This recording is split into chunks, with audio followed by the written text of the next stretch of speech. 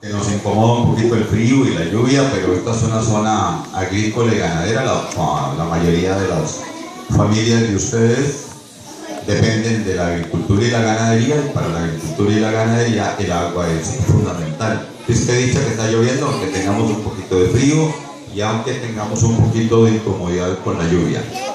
Démosle gracias a Dios por eso. Bien, vamos a iniciar el evento del día de hoy. Vamos a tener varias participaciones artísticas de algunos grupos de primaria y tenemos una gran cantidad de estudiantes que vienen con sus trajes típicos. Entonces, pues para que todos le pongamos fervor, le pongamos atención, le pongamos patriotismo a la celebración del día de hoy, recordemos que estas cosas que celebramos, como el 19 de marzo, el 20 de marzo, como el 11 de abril, como el 15 de septiembre, son los eventos que han hecho de este país lo que este país es. ¿Podría ser mejor este país de lo que es? Claro, podría ser mejor, pero podría ser peor si no hubieran ocurrido todos estos acontecimientos. Entonces, por eso es que celebramos estos acontecimientos, porque son los que han permitido que el país haya progresado en sus aspectos de democracia, de libertad, de progreso, que hoy todos disfrutamos.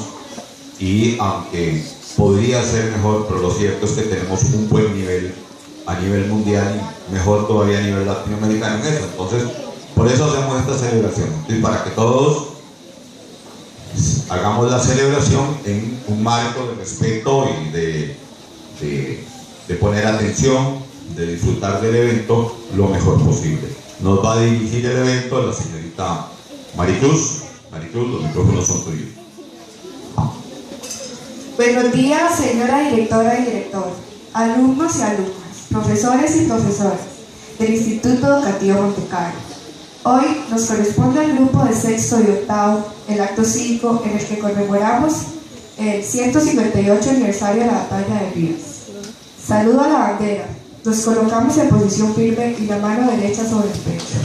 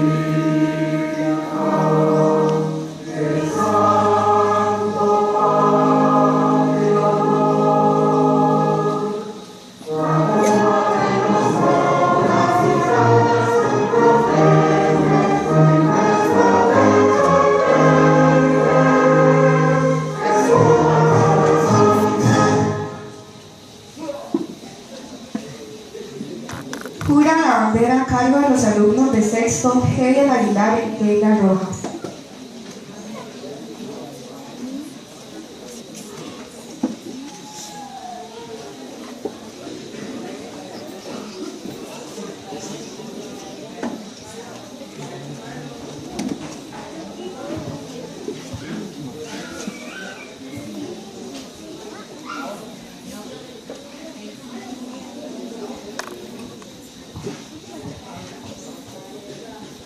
Alumno de bandera. El blanco, azul y rojo. Nosotros los estudiantes del Instituto Educativo Monte Carlo prometemos amarte y defender como símbolo que eres de nuestra querida Costa Rica.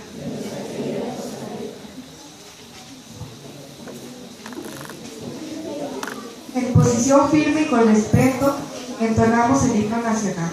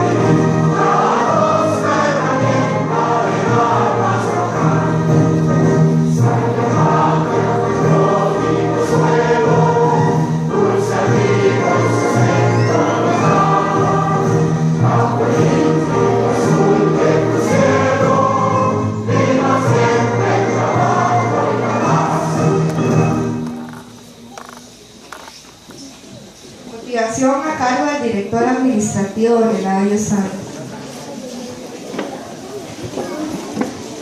Se pueden sentar.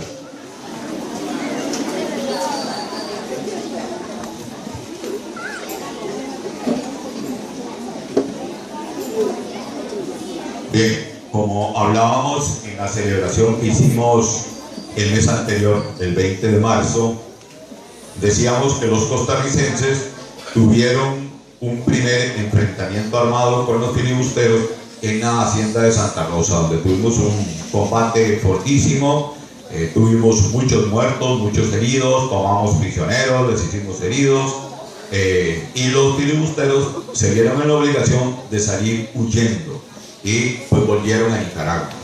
El segundo enfrentamiento que tenemos con los filibusteros, que fue muy decisivo, fue la batalla de Rivas, en la ciudad de Rivas. La ciudad de Rivas queda como unos 30-40 kilómetros de la frontera, en una franja de tierra donde está el lago de Nicaragua por un lado y al otro lado está el Océano Pacífico. Entonces, pues es como una especie de estrecho que hay ahí por donde cuesta un poquito moverse para efectos de movilización de tropas. En la batalla de Rivas, los costarricenses llegamos a la ciudad y no encontramos a ningún filibustero. Simplemente entramos y nos hicimos con la ciudad. Ahí no fue fácil. Ya Rivas había sido escenario de una batalla anterior, porque los conservadores nicaragüenses resistieron a los filibusteros. Los filibusteros rodearon la ciudad, hubo un combate muy grande, hubo un héroe nacional nicaragüense, Emanuel Mongalo, que hizo lo mismo que hizo Juan Santamaría. Los filibusteros se trincharon en un edificio y ese señor fue y lo quemó. Entonces, cuando nosotros pues tenemos la batalla contra los filibusteros ahí en Rivas, ya hay un antecedente, ¿verdad? Que es la idea de quemar el lugar en donde se atrincheran los filibusteros. Sin embargo, la situación no nos fue muy feliz, porque los costarricenses pues llegábamos y agarramos las armas, las pusimos por ahí, nos tiramos a descansar. El otro día, ya el mismo 11 de abril, la gente se levantó y a las señoras que nos acompañaban ahí, doña Francisca Carrasco y otras señoras, pues se levantaron a hacer los desayunos y algunos hombres ayudaban, traían leña y otros le metían fuego a los dinamates que se han puesto por ahí para hacer el desayuno. Y como a las 8 de la mañana hay un teniente, el teniente Rojas, que mira que viene una gente que no se le parece. No parece que sea de la gente que nosotros tenemos ahí. Entonces se va y se arrima y les da el alto. Y dice, alto, hay quien vive, así era como se decía. Y se da cuenta de que son enemigos. Entonces en vez de salir huyendo, se tira encima de uno de ellos. Tienen una pelea cuerpo a cuerpo. El teniente Rojas le quita el arma y le pega un balazo. Mata al filibustero, pero el balazo fue muy importante para que se alertara a la tropa costarricense, que seguía desayunando. Se la seguía tirando rico, digámoslo así. Estaban como muy tranquilos. En ese momento, cuando se oye el disparo, los costarricenses empiezan a preguntar qué es lo que está pasando, y ya algunos dicen, tenemos enemigos entrando a la ciudad, y empieza el combate. El combate fue muy desigual inicialmente, porque les digo, los costarricenses no estaban preparados para combatir, y William Walker se había logrado meter en la ciudad con 500 soldados. Estaba en el momento de la lucha entre el teniente Rojas y el filibustero, estaban a 400 metros de la tienda de campaña donde estaba nuestro presidente de la República. Poquito más y nos toman prisionero Juanito Mora. Entonces, bueno, al teniente Rojas también se le da una gran importancia en esa batalla, porque si no es por el heroísmo del teniente que se lanza a pelear contra el enemigo y desarmarlo, y posiblemente nos hubieran hecho preso a Juanito Mora. Imagínense qué gran torta, ¿verdad? Se inicia el combate. Entonces los pocos costarricenses que logran reaccionar a tiempo empiezan a combatir contra los filibusteros, pero hubo que ir retrocediendo hasta que el general Cañas, que era nuestro general, nuestro dirigente militar más inteligente, logró definir cómo parar a los filibusteros, y fue colocando gente en un lado y en el otro, los fue distribuyendo y logramos parar el avance de los filibusteros. De ahí se iniciaron entonces los combates para desalojar a los filibusteros de la ciudad, y empezaron cruentos combates. Desgraciadamente los filibusteros nos robaron un cañoncito.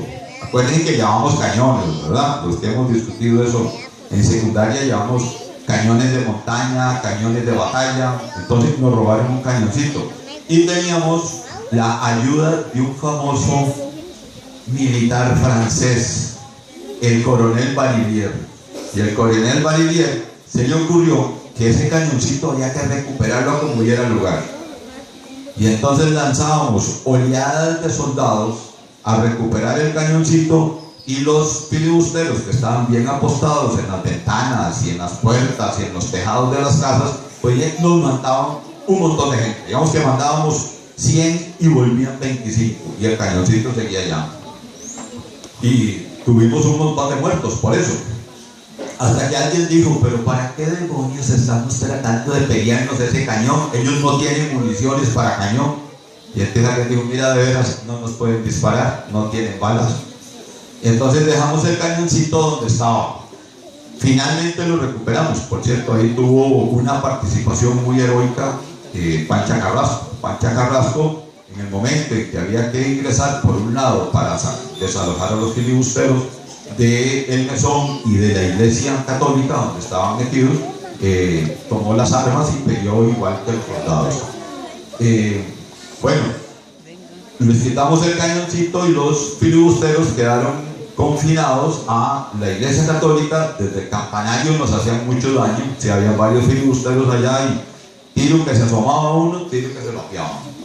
Y luego estaban metidos en el mesón. Entonces, pues hicimos varios intentos de llegar al mesón y tampoco, o sea, cada vez que intentábamos ingresar, nos mataban un montón de gente. Entonces, alguien dijo, ya, hagamos lo que hicieron los nicas la vez anterior, ya, cuando se metieron a aquel otro lugar, un carajo, Emanuel Mongalo fue y le prendió fuego. Entonces, dijo el general Cañas, a ver, ¿quién se atreve? Dicen, porque en esto la historia es un poco confusa, recordemos que Juanito Mora tenía muchos enemigos, entonces una vez que terminó la campaña, pues la gente intentó que el pueblo olvidara quién era Juanito Mora y quién era Juan Santamaría y el general Cañas. Juanito Mora y el general Cañas los fusilamos, los mataron ahí en Punta Arenas. ¿Quién los mataron? Los tipos. Lo que no pudo hacer William Walker con todos sus soldados y todas sus armas, lo hicieron los costarricenses. Bueno, entonces, por mucho tiempo nadie comentó de la campaña nacional, ni nadie dijo nada de esos héroes. Por lo tanto, la historia se fue como perdiendo. La gente que estuvo ahí se fue como muriendo y como que no había quien contara las cosas, ¿verdad? Aparecieron algunos que más o menos dieron versiones. Empiezan varias versiones de Juan Santamaría. Hay incluso gente que dice que Juan Santamaría no existió y otros que dicen que no murió que sí existió, pero no murió ahí en Rivas, porque hay un acta del sacerdote de la Cruz de Guanacaste donde dice que ahí, en la Cruz de Guanacaste, murió un Juan Santamaría de cólera. Entonces, hay muchas dudas en relación con eso y los historiadores todavía no se han puesto de acuerdo. Lo que parece que sí es totalmente cierto es que un costarricense que era medio chirizo, era mulato, era hijo de blancos y negros, se lanzó con una tea y fue y quemó el mesón. Si era Juan Santamaría, todo el mundo dijo que era Juan Santamaría. Es más, a la mamá de Juan Santamaría se le dio una medalla como 2 años después y se le puso una pensión porque el hijo había muerto ahí. Entonces, damos por sentado que Juan Santamaría sí existió, que peleó en la batalla de Rivas y además de eso que fue el que quemó ese mesón. Por eso estamos celebrándolo hoy. Bueno, hay varias versiones de cómo se hizo. Una versión, que es la versión que nos han contado desde mucho tiempo, fue la que me contaron a mí, imagínense, si hace tiempo de eso. Dice que Juan Santamaría agarró la tea, se puso enfrente del mesón y salió corriendo directo. Pero era un tipo delgado, muy atlético, dicen que trabajaba en cuestiones de ganado allí en Alajuela. Entonces era muy hábil para quitarse las vacas, se le venían encima y los toros y todo eso, era como muy hábil para quitarse esos tiros. Entonces dicen que empezó a correr haciendo zigzag y cuando iba llegando al mesón le pegaron un balazo donde llevaba la tea y llevaba el rifle, que nadie sabe para qué llevaba el rifle, que eso no hacía falta, que iba a quemar el lugar, ¿verdad? Y pues los demás se hicieran cargo de la pelea. Entonces soltó el rifle que lo llevaba en la mano izquierda y con esa agarró la tea. Pero ya cuando iba llegando, que le faltaban unos pocos metros, le pegaron un balazo mortal. Ya, lo mataron. Por la velocidad que traía y la inercia que traía, siguió corriendo, se fue de bruces y llegó hasta la orilla del mesón. Y entonces el mesón empezó a arder de abajo hacia arriba. Era una edificación vieja, digamos, ardía con facilidad. Entonces, que el mesón empezó a arder de abajo hacia arriba porque la tea que llevaba pues, cayó como debajo de la casa, una cosa así. Eso es una versión, es la versión oficial que se contó durante muchísimo tiempo. Luego se han hecho otras investigaciones y entonces dicen que Juan Santamaría era pues, el que dirigía el combate. En ese tiempo no había walkie-talkie, no teníamos celulares, no teníamos sistemas de comunicación. Entonces lo que se usaba era un tambor y depende del sonido que hiciera el tambor se estaba indicando batalla, se estaba indicando retirada, se estaba indicando vamos a almorzar, se estaba indicando refrigerio, cosas de ese tipo, ¿verdad? Y Juan Santamaría pues era la persona que dirigía las comunicaciones hacia los soldados a través de un tambor. Dicen que estaba ahí con el general Cañas cuando llegó alguien que ya había intentado quemar el mesón. Le habían dado una tea y salió corriendo, pero la tea se le apagó y se devolvió. Entonces llegó e informó que se le había apagado la tea y que ya no iba más porque esa vaina estaba pero feísimo. Y apenas uno se asomaba lo agarraban a balazos. Entonces dijo, ya no voy más. Entonces dicen que Juan Santamaría le dijo, oye, y si no es hombre, ¿entonces para qué viene a la guerra? Y entonces el otro le dice, y si usted es tan hombre, ¿por qué no va conmigo? Y entonces Juan Santamaría le dice, vámonos. Y dicen que se fueron los dos, cada uno con una tea. Entonces los soldados costarricenses habían hecho algo que luego lo han hecho muchísima gente en otras ocasiones, y me imagino que antes de los soldados costarricenses lo ha hecho otra gente. Las casas estaban alineadas, entonces fueron haciendo huecos por entre las casas y pasaban por dentro. Pobrecita la gente, los dueños de las casas, ¿verdad? Se las despedazaron, pero bueno, sí lo hacían. Y habían abierto todas las puertas de las casas, desde donde se asomaron y pum pum, le disparaban a los filibusteros. Entonces dicen que Juan Santamaría y el otro compañero empezaron a correr con la tea, iban de puerta en puerta.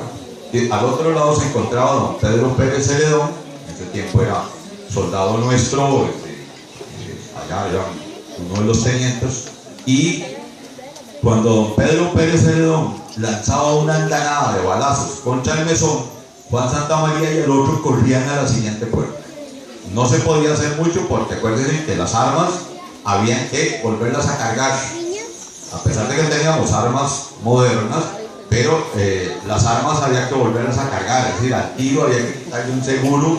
¿Se acuerdan? Que a los soldados se les pedía, a los soldados que tenían esos rifles se les pedían que tenían que tener la dentadura en buen estado, porque con los dientes tenían que quitarle el seguro al tiro para meterlo y dispararlo.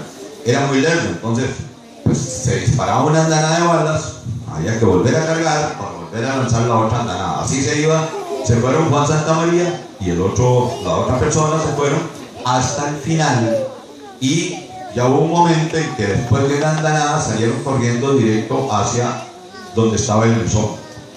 Según la versión, tanto Juan Santamaría como el otro le prendieron fuego a la paja.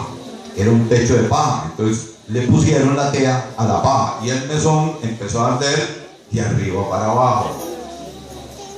Se dice que en un momento dado Juan Santamaría cayó y el otro estaba ya recostado contra una pared, y Pedro Pérez Celedón le gritó, salga usted de ahí porque lo van a matar. El otro estaba recostado en una pared, entonces quienes lo podían matar eran los ticos, ¿verdad? Entonces le grito, tírese al suelo y salga de ahí porque lo van a matar. Y había que seguir con la batalla. Y dice que él empezó a jalar a Juan Santamaría, y Pedro Pérez Celedón le dijo, déjelo, ya está muerto. Dice que en ese momento a Juan Santamaría se le estaba quemando la cabeza, le estaban cayendo pocos de fuego del techo y se le estaba quemando la cabeza, y él lo dejó ahí y listo.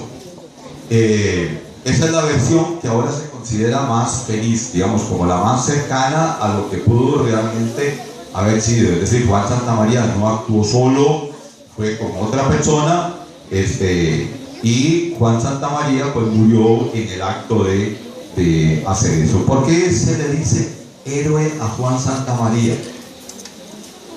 Por una sencilla razón. Cuando Juan Santamaría tomó la tea para ir a quemar esa casa, sabía que lo iban a matar. El otro también, nada más que el otro se salvó. Pero sabían que los iban a matar. O sea, había un casi 100% de probabilidades que alguien desde el otro lado los pegara. Y por eso el acto de heroísmo, ¿sí? Sabiendo aún que iba a morir, decidió hacerlo. Por eso se le dice que es héroe nacional. Por eso se le considera un héroe de la patria, porque con su muerte, una muerte consciente, sabía que lo iban a matar. Con eso logró, por eso nos permitió sacar a los filibusteros de Rivas esa noche. Los filibusteros siguieron el combate como hasta las 3, 4 de la tarde, donde se hizo una pausa para juntar los muertos, porque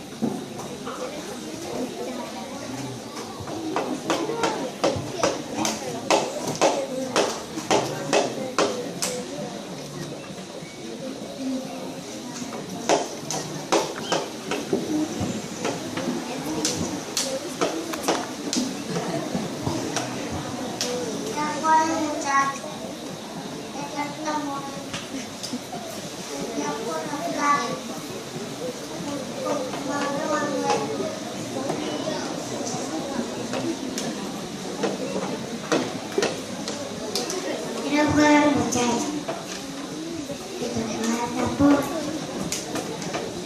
ríe la paz, el hocico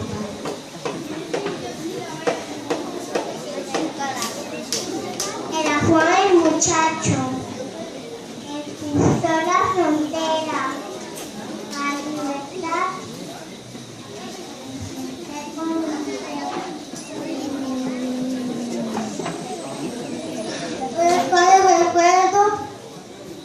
¿Puedes guardar memoria? Tu juego que ha escrito tu nombre en nuestra historia.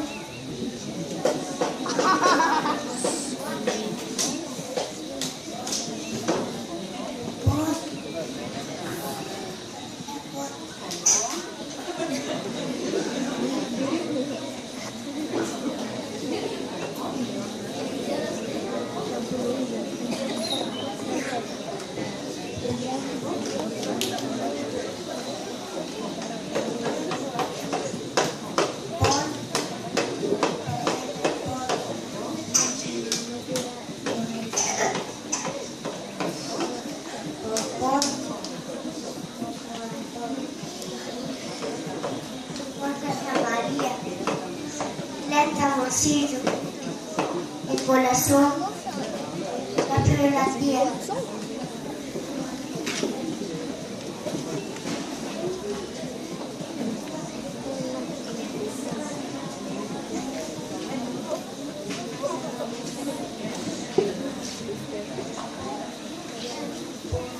Oh, mira.